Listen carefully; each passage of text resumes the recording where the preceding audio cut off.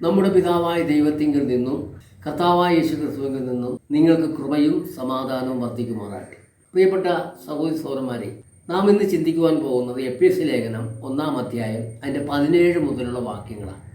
നമുക്ക് ആ ഭാഗം നമുക്ക് എല്ലാവർക്കും കൂടെ ഒരുമിച്ച് അതിൽ നിന്ന് നമുക്കൊന്ന് ശരിയായ കാര്യങ്ങൾ മനസ്സിലാക്കിയെടുക്കുവാൻ നമുക്ക് എല്ലാവർക്കും കൂടി ഒരുമിച്ച് ചിന്തിക്കാം. ദൈവം നിങ്ങളെ ധാരാളമായി അനുഗ്രഹിക്കട്ടെ. സ്തോത്രം. ആ വാക്യം ഞാനൊന്ന് വായിക്കാൻ പോയി.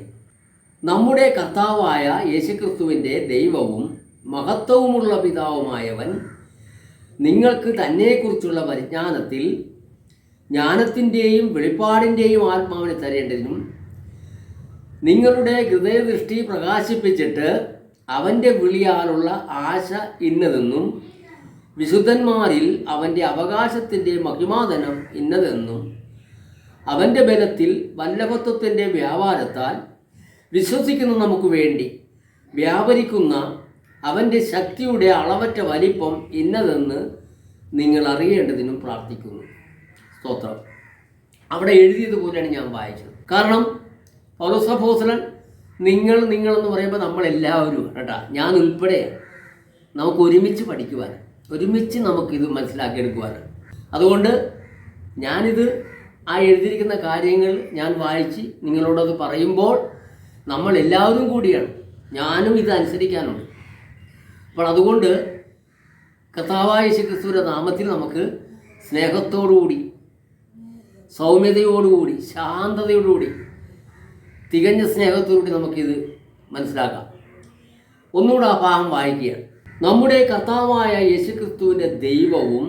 അപ്പോൾ അവിടെ വിശുദ്ധ അപ്പോസ്തലനായ പൗലോസ് അപ്പോസ്തലൻ എഴുതുമ്പോൾ വ്യക്തമായിട്ട് എഴുതുകയാണ്. എങ്ങനെ നമ്മുടെ കർത്താവായ യേശുക്രിസ്തുവിൻ്റെ ദൈവവും മഹത്വമുള്ള പിതാവുമായവൻ. സ്തോത്രം. അപ്പം ദൈവത്തെ ആരാണ് ഇത് പറയുന്നത്? ദൈവത്തെ പിതാവെന്നും അത് ആരുടെ പിതാവാണെന്ന് യേശുക്രിസ്തുവിൻ്റെ അവിടെ വ്യക്തമായിട്ട് പറയുന്നത് നമ്മുടെ കർത്താവായ യേശുക്രിസ്തുവിൻ്റെ ദൈവവും. അപ്പം യേശുക്രിസ്തുവിൻ്റെ ദൈവമാണ് നമ്മുടെ പിതാവ്. കർത്താവായ യേശുക്രിസ്തുവിൻ്റെ സുവിശേഷത്തിൽ വിശ്വസിച്ച് സ്നാനപ്പെട്ട് യേശുവിനോട് ചേർന്നവർക്ക് എല്ലാവർക്കും പിതാവായിരിക്കുന്ന ആ ദൈവം യേശുക്രിസ്തുവിൻ്റെ ദൈവമാണെന്നാണ് വിശുദ്ധ ബൈബിളിൽ എഫെസ്യ ലേഖനം 1:17 പറയുന്നത്. സ്തോത്രം. നമ്മളൊന്ന് ശരിക്കും മനസ്സിലാക്കണം. ഇവിടെ നമുക്കൊരു വേർതിരിവാണ് വരുന്നുണ്ട്. ഇന്ന് ലോകത്തിലുള്ള സകല മനുഷ്യരും, അല്ലെങ്കിൽ ഒരു 70% 80% മനുഷ്യരും വിശ്വസിച്ചിരിക്കുന്നത് യേശു തന്നെയാണ് ദൈവമെന്നാണ്. പക്ഷേ ഇവിടെ പൗലോസ് അപ്പോസ്തലൻ പറയുന്നു നമ്മുടെ കർത്താവായ യേശുക്രിസ്തുവിൻ്റെ ദൈവവും മഹത്വവുമുള്ള പിതാവുമായവനെന്നാണ് അവിടെ എഴുതിയിരിക്കുന്നത്. നമുക്ക് ഓരോ ലേഖനങ്ങളിലും ആ ലേഖന കർത്താവ് ആദ്യ ഭാഗത്ത് എഴുതിയിരിക്കുന്ന അങ്ങനെയാണ്. പിതാവായ ദൈവം, ദൈവത്തിൻ്റെ പുത്രനായ ക്രിസ്തു. ഇത് നമ്മളൊന്ന് മനസ്സിലാക്കണം. അപ്പോൾ അവിടെ വ്യക്തമായൊരു കാര്യം അവിടെ മനസ്സിലാക്കേണ്ടത് ഇങ്ങനെയാണ്. നിങ്ങൾക്ക് തന്നെക്കുറിച്ചുള്ള പരിജ്ഞാനത്തിൽ, ആരെക്കുറിച്ച്? ദൈവത്തെക്കുറിച്ച് നമുക്കൊരു പരിജ്ഞാനം ഉണ്ടാകണമെന്നാണ്. ദൈവത്തെക്കുറിച്ച് നമുക്കൊരു പരിജ്ഞാനം ഉണ്ടാകണം. ദൈവം ആരാണെന്ന് നമുക്കറിയണ്ടേ? അത് അറിയുന്നതാണ് ആ പരിജ്ഞാനം. ഇവിടെ വ്യക്തമായിട്ട് പറയുകയാണ്. സ്തോത്രം. നിങ്ങൾക്ക് തന്നെക്കുറിച്ചുള്ള പരിജ്ഞാനത്തിൽ ജ്ഞാനത്തിൻ്റെയും വെളിപ്പാടിൻ്റെയും ആത്മാവിനെ തരേണ്ടതിനും. അപ്പം നമുക്ക് ജ്ഞാനത്തിൻ്റെയും വെളിപ്പാടിൻ്റെയും ആത്മാവിനെ നമുക്ക് ലഭിക്കണമെങ്കിൽ തന്നെ ദൈവത്തെക്കുറിച്ച് നമുക്കൊരു പരിജ്ഞാനം ഉണ്ടാകണം. ഈ പരിജ്ഞാനം നമുക്ക് എവിടെ നിന്ന് കിട്ടും? ഇത് കർത്താവായ യേശുക്രിസ്തുവിങ്കിൽ നിന്നേ കിട്ടത്തുള്ളൂ. കാരണം 1 യോഹന്നാൻ 5:20 വ്യക്തമായിട്ട് അവിടെ പറയുന്നത് ഇങ്ങനെയാണ്. നമ്മളെല്ലാവരും ഒക്കെ ആ വാക്യം നമ്മൾ വായിച്ചിട്ടുള്ളതാണ്. അവിടെ എന്താണ് എഴുതിയിരിക്കുന്നത്? ദൈവപുത്രൻ വന്നു എന്നും. ആരാണ് വന്നത്? ദൈവപുത്രൻ. ആരാണ്? യേശു കർത്താവ്. അവിടെ വ്യക്തമായിട്ട് പറയും ദൈവപുത്രൻ വന്നു എന്നും സത്യദൈവത്തെ അറിയുവാൻ നമുക്ക് വിവേകം തന്നു എന്നും നാം അറിയുന്നു. അപ്പോൾ സത്യദൈവത്തെക്കുറിച്ചുള്ള വിവേകം നമുക്കുണ്ടാകുവാനാണ് യേശു വന്ന് തൻ്റെ 12 ശിഷ്യന്മാരെ തിരഞ്ഞെടുത്ത് തൻ്റെ ശിഷ്യന്മാരോട് പറഞ്ഞു കൊടുത്തത്. അവരെല്ലാവരാണ് ഈ ലേഖനങ്ങൾ എഴുതിയിരിക്കുന്നത്. അവരിൽപ്പെട്ടവരാണ് ഈ ലേഖനം എഴുതിയത്. അപ്പോൾ യേശു കർത്താവിൻ്റെ കൂടെ നടന്ന് 3.5 വർഷത്തോളം കർത്താവിൻ്റെ കൂടെ ഇത് കർത്താവ് പറഞ്ഞു കൊടുത്ത കാര്യങ്ങൾ പഠിച്ചവരാണ് ഈ ലേഖനങ്ങൾ എഴുതിയിരിക്കുന്നത്. ആ ലേഖനങ്ങൾ അവരെഴുതുമ്പോൾ ഏത് ലേഖനങ്ങൾ എഴുതിയാൽ നിങ്ങൾ നോക്കിക്കോ, അവിടെ ഒരു വിഷയമുണ്ട്. ഇവിടെ തന്നെ എഫെസ്യർക്ക് എഴുതിയ ലേഖനം 1-ാം അധ്യായത്തിൻ്റെ 2-ാം വാക്യത്തിൽ എഴുതിയിരിക്കുന്നതാണ്, നമ്മുടെ പിതാവായ ദൈവത്തിങ്കൽ നിന്നും കർത്താവായ യേശുക്രിസ്തുവിങ്കിൽ നിന്നും നിങ്ങൾക്ക് കൃപയും സമാധാനം ഉണ്ടാകട്ടെ. ഇത് ഏത് ലേഖനങ്ങൾ വായിച്ചാലും നമുക്ക് മനസ്സിലാകും. അത് മനസ്സിലാവുന്നുണ്ടോ? ഏത് ലേഖനത്തിൻ്റെ ആദ്യ ഭാഗം ഇങ്ങനെ എഴുതിയിരിക്കുന്നത്, പിതാവായ ദൈവത്തിങ്കൽ നിന്നും കർത്താവായ യേശുക്രിസ്തുവിങ്കിൽ നിന്നും നിങ്ങൾക്ക് കൃപയും സമാധാനവും ഉണ്ടാകട്ടെ. അപ്പോൾ ഇത് ശരിക്കും യേശുക്രിസ്തുവിൽ നിന്ന് പഠിച്ച് അനുസരിച്ച് ജീവിച്ച വ്യക്തികൾക്ക് അവർക്ക് ആ പരിജ്ഞാനത്തിലാണ് അവർ പറയുന്നത്. ഇവിടെ വ്യക്തമായിട്ട് പറയുന്നു, എഫെസ്യ ലേഖനം 1:17 നമ്മൾ വായിക്കുമ്പോൾ, തന്നെക്കുറിച്ചുള്ള പരിജ്ഞാനത്തിൽ ജ്ഞാനത്തിൻ്റെയും വെളിപ്പാടിൻ്റെയും ആത്മാവിനെ തരേണ്ടതിനും നിങ്ങളുടെ ഹൃദയദൃഷ്ടി പ്രകാശിപ്പിച്ചിട്ട് അവൻ്റെ വിളിയാനുള്ള ആശ ഇന്നതെന്നും വിശുദ്ധന്മാരിൽ അവൻ്റെ അവകാശത്തിൻ്റെ മഹിമാധനം ഇന്നതെന്നും അവൻ്റെ ബലത്തിൽ വല്ലഭത്വത്തിൻ്റെ വ്യാപാരത്താൽ വിശ്വസിക്കുന്ന നമുക്ക് വേണ്ടി വ്യാപരിക്കുന്ന അവൻ്റെ ശക്തിയുടെ അളവറ്റ വലിപ്പം ഇന്നതെന്ന് നിങ്ങൾ അറിയേണ്ടതിന് പ്രാർത്ഥിക്കുന്നു. അവിടെ ഒരു വലിയ പ്രാർത്ഥനയാണ് പ്രിയപ്പെട്ടവരെ. നമ്മളെല്ലാവരും ആ ദൈവത്തെക്കുറിച്ചുള്ള പരിജ്ഞാനത്തിൽ ജ്ഞാനത്തിൻ്റെയും വെളിപ്പാടിൻ്റെയും ആത്മാവിനെ നമുക്ക് ലഭിക്കേണ്ടതിനും നമ്മുടെ ഹൃദയദൃഷ്ടി പ്രകാശിപ്പിച്ചിട്ട് പിതാവായ ദൈവത്തിൻ്റെ വിളിയാനുള്ള ആ പിതാവായ ദൈവം നമ്മളെ വിളിച്ചപ്പോൾ പിതാവായ ദൈവത്തിൻ്റെ ഹൃദയത്തിൽ നമ്മളെക്കുറിച്ചൊരു ആശയമുണ്ടായിരുന്നു. ആ ആശയം എന്താണെന്ന് നമ്മൾ മനസ്സിലാക്കുവാനാണ് വിശുദ്ധ അപ്പോസ്തലനായ പൗലോസ് അപ്പോസ്തലൻ ആത്മാവിൽ ഇത് എഴുതിയിരിക്കുന്നത്. മനസ്സിലാവുന്നുണ്ടോ? നമ്മളെല്ലാവരും മനസ്സിലാക്കണം. നമ്മൾ ഓരോ വാക്യങ്ങളും ഇങ്ങനെ വായിച്ച് അല്ലെങ്കിൽ ഓരോ അധ്യായങ്ങളും വായിച്ച് നമ്മൾ ശരിക്കും ആ വചനത്തിൻ്റെ ഗുപ്തമായി കിടക്കുന്ന മുത്തുകൾ എന്താണെന്ന് നമ്മൾ മനസ്സിലാക്കാതെ നമ്മളിപ്പോൾ എല്ലാവരും മീൻ പിടിക്കാൻ കടലിലേക്ക് പോകുന്നുണ്ട്. മീൻ പിടിക്കാൻ കടലിലേക്ക് പോയിട്ട് അവരുടെ വലയിട്ട് വളക്കുന്നുണ്ട്, വളച്ചിട്ട് വല വലിച്ചെടുക്കുന്നുണ്ട്. പക്ഷേ ഏറ്റവും ഗുപ്തമായിട്ടിരിക്കുന്ന ആ മുത്തിൻ്റെ മുകളിൽ കൂടിയാണ് വല പോരുന്നത്. ആ മുത്ത് നമ്മുടെ ഈ വലയുടെ അകത്ത് കിട്ടണമെങ്കിൽ നമ്മൾ ശരിക്കും വല ആഴത്തിലേക്ക് പോകണം.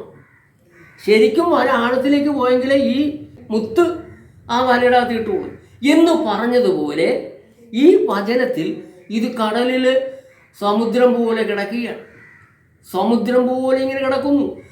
ഈ സമുദ്രം പോലെ കിടക്കുന്ന ആ സമുദ്രത്തിൽ ഈ മുത്തുകളുണ്ട്.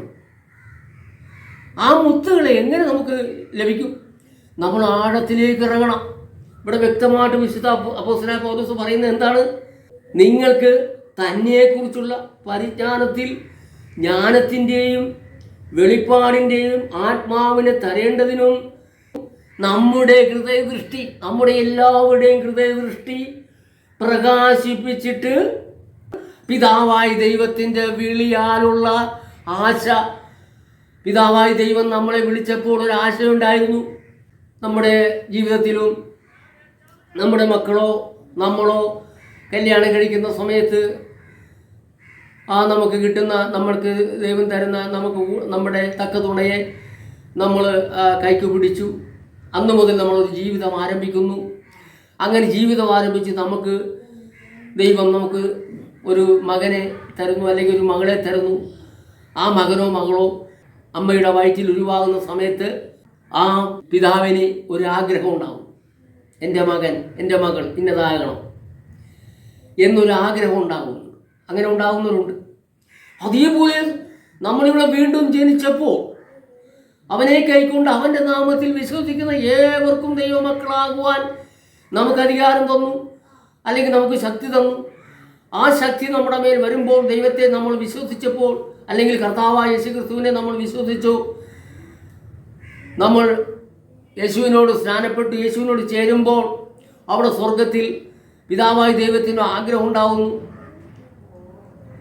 അങ്ങനെ ആ പിതാവായ ദൈവത്തിൻ്റെ ആഗ്രഹം എന്താണെന്ന് നമ്മൾ അറിയണമെന്നാണ് ഇവിടെ വിശുദ്ധ അപ്പോസ്തലൻ പറയുന്നത്. എന്താണ് നമ്മളെക്കുറിച്ചുള്ള ആഗ്രഹം ദൈവത്തിന്? അത് അറിയാൻ പറ്റും. അവിടെ പറയുന്നു, വ്യക്തമായിട്ട് പറയുന്നു, നിങ്ങളുടെ ഹൃദയദൃഷ്ടി പ്രകാശിപ്പിച്ചിട്ട്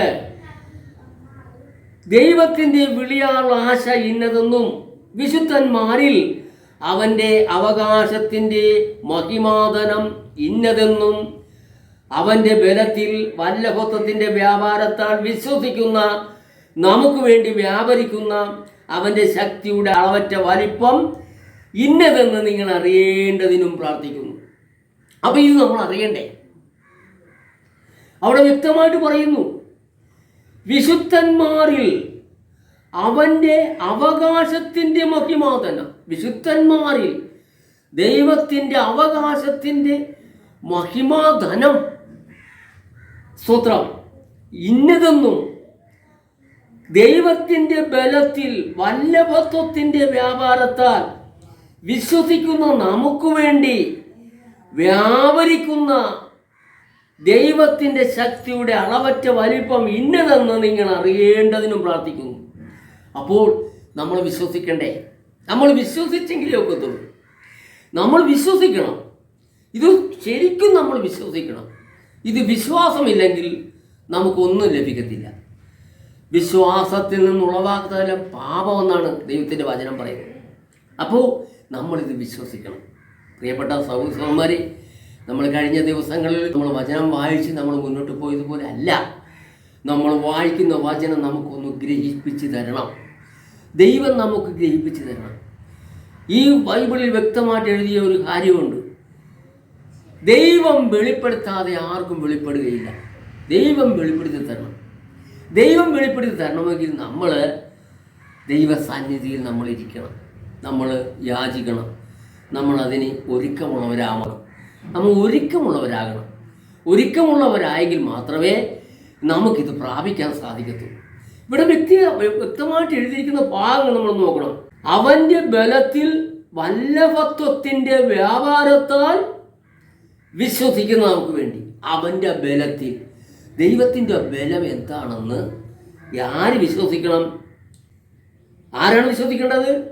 ആ ദൈവത്തിൻ്റെ ബലത്തിൻ്റെ വല്ലഭത്വത്തിൻ്റെ വ്യാപാരം ഇന്നതാണെന്ന്, അത് എന്താണെന്ന് ഏത് വ്യക്തമായി നമ്മൾ എന്ത് ചെയ്യണം? മനസ്സിലാക്കണം. അവൻ്റെ ബലത്തിൽ വല്ലഭത്വത്തിൻ്റെ വ്യാപാരത്താൽ വിശ്വസിക്കുന്ന നമുക്ക് വേണ്ടി വ്യാപരിക്കുന്ന ദൈവത്തിൻ്റെ ശക്തിയുടെ അളവറ്റ വലിപ്പം ഇന്നതെന്ന് നമ്മൾ അറിയേണ്ടതിന് വിശുദ്ധ അപ്പോസ്തലനായ പൗലോസ് പ്രാർത്ഥിക്കുന്നു. ഇത് നമ്മൾ അറിയണ്ടേ? നമ്മൾ വെറുതെ വായിച്ചു വിട്ടാൽ മതിയോ? നമ്മളിത് വെറുതെ വായിച്ചു വിട്ടാൽ മതിയോ? പ്രിയപ്പെട്ട സഹോദരന്മാരെ, നമ്മളെല്ലാ ഞായറാഴ്ചയും പോയി സഭായോഗത്തിന് പോയിട്ട് നമ്മൾ അവിടെ പോയി 2 പാട്ടും പാടി കൈ അടിച്ചു ആശീർവാദവും പറഞ്ഞ് നമ്മൾ വീട്ടിൽ പോന്നാൽ മതിയാ? പ്രിയപ്പെട്ട സഹോദരന്മാരെ, വളരെ ദുഃഖമുണ്ട് പ്രിയപ്പെട്ടവരെ. ഇതിൻ്റെ സത്യം എന്താണെന്ന് ശരിക്കൊന്ന് മനസ്സിലാക്കുവാൻ, ഇതിൻ്റെ ആഴം എന്താണെന്ന് ശരിക്കൊന്ന് മനസ്സിലാക്കുവാൻ നമുക്ക് ആർക്കെങ്കിലും കഴിയുന്നുണ്ടോ? ആർക്കെങ്കിലും കഴിയുന്നുണ്ടോ? നമുക്കൊരു ഭാഗം കൂടെ വായിക്കാം. ഒരു പ്രധാനപ്പെട്ട ഭാഗം വായിക്കുവാൻ പോവുകയാണ്. റോമാലേഖനം 11-ാം അധ്യായം അതിൻ്റെ 33-ാമത്തെ വാക്യം ഒന്ന് വായിച്ചു നോക്കൂ. ദൈവത്തിൻ്റെ ധനം, ജ്ഞാനം, അറിവ് എന്നിവയുടെ ആഴമേ, അവൻ്റെ ന്യായവിധികൾ എത്ര അപ്രമേയവും അവൻ്റെ വഴികൾ എത്ര അഗോചരമാകുന്നു. കർത്താവിൻ്റെ മനസ്സറിഞ്ഞവനാർ, അവന് മന്ത്രിയായിരുന്നവനാർ, അവന് വല്ലതും മുമ്പേ കൊടുത്തിട്ട് പ്രതിഫലം വാങ്ങുന്നവനാർ, സകലം അവനിൽ നിന്നും അവനാലും അവങ്കലേക്കുമാകുന്നുവല്ലോ, അവൻ എന്നേക്കും മഹത്വമാമേ.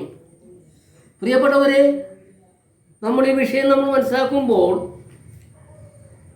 സ്തോത്രം, ഇവിടെ നമ്മൾ പൗലോസ് അപ്പോസ്തലന്റെ പ്രാർത്ഥനയിൽ വ്യക്തമായിട്ട് പറഞ്ഞിരിക്കുന്ന കാര്യങ്ങൾ അവിടെ നമ്മൾ മനസ്സിലാക്കുമ്പോൾ, നിങ്ങളുടെ ഹൃദയദൃഷ്ടി പ്രകാശിപ്പിച്ചിട്ട് അവൻ്റെ വിളിയാനുള്ള ആശ ഇന്നതെന്നും വിശുദ്ധന്മാരിൽ അവൻ്റെ അവകാശത്തിൻ്റെ മഹിമാധനം ഇന്നതെന്നും അവൻ്റെ ബലത്തിൽ വല്ലഭത്വത്തിൻ്റെ വ്യാപാരത്താൽ വിശ്വസിക്കുന്ന നമുക്ക് വേണ്ടി വ്യാപരിക്കുന്ന അവൻ്റെ ശക്തിയുടെ അളവറ്റ വലിപ്പം ഇന്നതെന്ന് നിങ്ങൾ അറിയേണ്ടതിനും പ്രാർത്ഥിക്കുന്നു. സ്തോത്രം.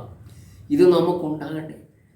നമുക്ക് ഇത് ലഭിക്കണ്ടേ, നമുക്കിത് പ്രാപിക്കണ്ടേ? പ്രിയപ്പെട്ടവരെ, നമ്മളിത് പ്രാപിക്കാതെ നമുക്ക് എങ്ങനെ നമുക്ക് ദൈവരാജ്യത്തിലെത്താൻ പറ്റും? ഇത് ദൈവം നമുക്ക് വേണ്ടി തന്നിരിക്കുന്ന കാര്യങ്ങളാണ്. അതുകൊണ്ടാണ് ഇവിടെ വിശുദ്ധ അപ്പോസ്തലനായ പൗലോസ് നമുക്ക് വേണ്ടി പ്രാർത്ഥിക്കുന്നു. തന്നെക്കുറിച്ചുള്ള പരിജ്ഞാനത്തിൽ ജ്ഞാനത്തിൻ്റെയും വെളിപ്പാടിൻ്റെയും ആത്മാവിനെ തരേണ്ടതിനും നിങ്ങളുടെ ഹൃദയദൃഷ്ടി പ്രകാശിപ്പിച്ചിട്ട് അവൻ്റെ വിളിയാലുള്ള, ദൈവത്തിൻ്റെ വിളിയാലുള്ള ആശ ഇന്നതെന്നും വിശുദ്ധന്മാരിൽ അവൻ്റെ മഹിമാതനമെന്തെന്നും അറിയിപ്പാൻ ദൈവത്തിന് പ്രസാദമായി. ദൈവത്തിന് മഹത്വം നമ്മൾ ഓരോരുത്തരും പ്രാപിച്ചെടുക്കേണ്ടതാണ്. അതുകൊണ്ട് വ്യക്തമായി പറഞ്ഞാൽ എഫേസ്യ ലേഖനം 5-ാം അധ്യായത്തിൻ്റെ 15-ാമത്തെ ഒരു വാക്യം, ആ 15-ാമത്തെ വാക്യത്തിൽ വ്യക്തമായിട്ട് പറയുന്നു, ആകയാൽ സൂക്ഷ്മത്തോടെ അജ്ഞാനികളായിട്ടല്ല ജ്ഞാനികളായിട്ട് എത്ര നടപ്പാൻ നോക്കുക. ഇത് ദുഷ്കാലമാകയാൽ സമയം തക്കത്തിൽ വെച്ചു പോകും. ബുദ്ധിഹീനരാകാതെ കർത്താവിൻ്റെ ഇഷ്ടം ഇന്നതെന്ന് ഗ്രഹിച്ചു. അപ്പോൾ കർത്താവിൻ്റെ ഇഷ്ടം ഇന്നതെന്ന് ഗ്രഹിക്കണമെന്നുണ്ടെങ്കിൽ ബുദ്ധിഹീനരാകാൻ പാടില്ല. ബുദ്ധിഹീനരാകാതെ കർത്താവിൻ്റെ ഇഷ്ടം ഇന്നതെന്ന് ഗ്രഹിച്ചു പോകും. ഇത് ദൈവത്തിൻ്റെ ഇഷ്ടമാണ്. ഇത് നമ്മൾ ഓരോരുത്തരും നമ്മൾ പ്രാപിക്കേണ്ടവരാണ്. അജ്ഞാനികളായിട്ടല്ല, ജ്ഞാനികളായിട്ട് എത്ര നടപ്പാൻ നോക്കുകയും. അതുകൊണ്ടാണ് വിശുദ്ധ അപ്പോസ്തലനായ പൗലോസിൻ്റെ പ്രാർത്ഥന 1-ാം അധ്യായത്തിൽ നമ്മൾ 17 വായിക്കുന്നത്. തന്നെക്കുറിച്ചുള്ള പരിജ്ഞാനത്തിൽ ജ്ഞാനത്തിൻ്റെയും വെളിപ്പാടിൻ്റെയും ആത്മാവിനെ തരേണ്ടതിനും നമ്മുടെ ഹൃദയദൃഷ്ടി എങ്ങോട്ട് പ്രകാശിക്കണം? ഉയരത്തിലേക്ക്. എവിടെ പ്രകാശിക്കണം? ഉയരത്തിലേക്ക്. കൊലോസ്യ ലേഖനം 3-ാം അധ്യായത്തിൻ്റെ 1-ാം വാക്യം, ആകയാൽ നിങ്ങൾ ക്രിസ്തുവിനോട് കൂടെ ഉയർത്തെഴുന്നേറ്റിരിക്കുന്നു എങ്കിൽ ക്രിസ്തു ദൈവത്തിൻ്റെ വലത്തുഭാഗത്തിരിക്കുന്നിടമായ ഉയരത്തിലുള്ളത് അന്വേഷിക്കുന്നു. ഭൂമിയിലുള്ളതല്ല, ഉയരത്തിലുള്ളത് തന്നെ ചിന്തിക്കുന്നു. നിങ്ങൾ മരിച്ചു, നിങ്ങളുടെ ജീവൻ ക്രിസ്തുവിനോടുകൂടെ ദൈവത്തിൽ മറഞ്ഞിരിക്കുന്നു. നമ്മുടെ ജീവനായ ക്രിസ്തു വെളിപ്പെടുമ്പോൾ നിങ്ങളും അവനോടുകൂടെ തേജസ്സിൽ വെളിപ്പെടും. ഈ തേജസ് ലഭിക്കണമെന്നുണ്ടെങ്കിൽ പ്രിയപ്പെട്ട സഹോദരന്മാരെ, നമ്മൾ അജ്ഞാനികളായിട്ട് നടക്കരുത്, ജ്ഞാനികളായിട്ട് അത്ര നടക്കണം. ദൈവത്തിൻ്റെ ആത്മാവിനെ പ്രാപിക്കണം. അവിടെ വ്യക്തമായിട്ട് പറയുകയാണ്, തന്നെക്കുറിച്ചുള്ള പരിജ്ഞാനത്തിൽ ജ്ഞാനത്തിൻ്റെയും വെളിപ്പാടിൻ്റെ ആത്മാവിനെ പ്രാപിക്കണം. അതില്ലെങ്കിൽ നമുക്ക് വെളിവുകേടായി പോകും. വെളിപ്പാടിൻ്റെ ആത്മാവിനെ പ്രാപിക്കണം. വെളിപ്പാടിൻ്റെ ആത്മാവിനെ പ്രാപിച്ചാൽ നമുക്ക് സ്വർഗത്തിലേക്കുള്ള വഴി എന്താണെന്ന് ആത്മാവ് നമ്മളെ പഠിപ്പിക്കും. അത് വെളിവുകേടാണെങ്കിൽ നമ്മളെ നരകത്തിലേക്കുള്ള വാതിലാണ് നമുക്ക് കാണിച്ചു തരുന്നത്. അതാണ് നമ്മൾ വഴി നടത്തുന്നത്. പ്രിയപ്പെട്ട സഹോദരന്മാരെ, നമ്മൾ പൗലോസ് അപ്പോസ്തലൻ പറഞ്ഞതുപോലെ പിടിച്ചിരിക്കുന്നു എന്ന് നിരൂപിക്കുന്നില്ല, പിടിക്കാമോ എന്ന് വെച്ച് പിന്തുടരുകയാണ്. പൗലോസ് അപ്പോസ്തലൻ 3-ാം സ്വർഗത്തോളം എടുക്കപ്പെട്ട വ്യക്തിയാണ്. 3-ാം സ്വർഗത്തോളം എടുക്കപ്പെട്ട വ്യക്തിയാണ്. ആ വ്യക്തി ഭൂമിയിൽ എന്ന് പറയുന്നു, പിടിച്ചിരിക്കുന്നു എന്ന് നിരൂപിക്കുന്നില്ല, പിടിക്കാമോ എന്ന് വെച്ച് പിന്തുടരുകയാണ്. നമ്മൾ പിന്തുടരുന്നുണ്ടോ? നമ്മൾ എവിടെയാണ് പിന്തുടരുന്നത്? നമ്മൾ എങ്ങോട്ടാണ് പിന്തുടരുന്നത്? നമ്മൾ കിഴപ്പോട്ടാണോ പിന്തുടരുന്നത്, അതോ മുകളിലോട്ടാണോ പിന്തുടരുന്നത്? പ്രിയപ്പെട്ടവരെ, നമ്മൾ മേലോട്ട് പിന്തുടരണമെന്നുണ്ടെങ്കിൽ നമുക്ക് തന്നിരിക്കുന്ന പ്രമാണമുണ്ട്, പുതിയ നിയമമാണ്. ആ പുതിയ നിയമ ഉപദേശമാണ് നമുക്ക് വേണ്ടത്. കഴിഞ്ഞ ദിവസം ഞാനൊരു വീഡിയോ അയച്ചിരുന്നു.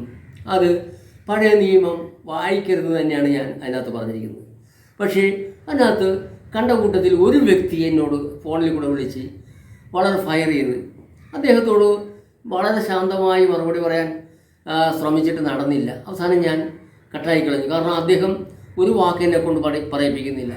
ശാന്തമായി അദ്ദേഹത്തിനോട് മറുപടി പറയാൻ എനിക്ക് താല്പര്യമുണ്ടായിരുന്നു. അദ്ദേഹത്തിന് അറിവില്ല എന്ന് എനിക്ക് മനസ്സിലായി. കാരണം അറിവുണ്ടെന്ന് എല്ലാവരും പറയുന്നുണ്ടെങ്കിലും അറിയേണ്ടതുപോലെ ഇന്നുവരെ അറിഞ്ഞിട്ടില്ലെന്ന് ഗുരുതി ലേഖനം 8-ാം അധ്യായത്തിൽ പറയുന്നുണ്ട്. അപ്പോൾ പ്രിയപ്പെട്ടവരെ, എല്ലാവരും അറിഞ്ഞു എന്നാണ് എല്ലാവരും ധരിച്ചിരിക്കുന്നത്. പക്ഷേ അറിയേണ്ടതുപോലെ ഇന്നുവരെ ആരും അറിഞ്ഞിട്ടില്ലെന്നാണ് ദൈവത്തിൻ്റെ വചനം പറയുന്നത്. അപ്പോൾ നമ്മൾ അറിഞ്ഞുകൊണ്ടേയിരിക്കണം. നമ്മൾ അറിഞ്ഞുകൊണ്ടേയിരിക്കണം. അതുകൊണ്ടാണ് പൗലോസ് അപ്പോസ്തലൻ പറഞ്ഞത്, പിമ്പിലുള്ളത് മറന്നും മുമ്പിലുള്ളതിന് ആഞ്ഞും കൊണ്ട് ദൈവത്തിൻ്റെ പരമവിളിയുടെ വിരുദ്ധനായി ലാക്കിലേക്ക് ഓടുന്നു. നമ്മിൽ തികഞ്ഞവരൊക്കെ ഇങ്ങനെ തന്നെ ചിന്തിച്ചോളാണ് പറഞ്ഞത്. അതുകൊണ്ട് പ്രിയപ്പെട്ടവർ, ഞാൻ അങ്ങനെ ചിന്തിക്കുക. കാരണം നമ്മളിത് അറിഞ്ഞൊന്നും കൊണ്ട് അങ്ങോട്ട് പോകാത്ത കണ്ടീഷൻ ആയിട്ടില്ല. ഇനി അറിയണം.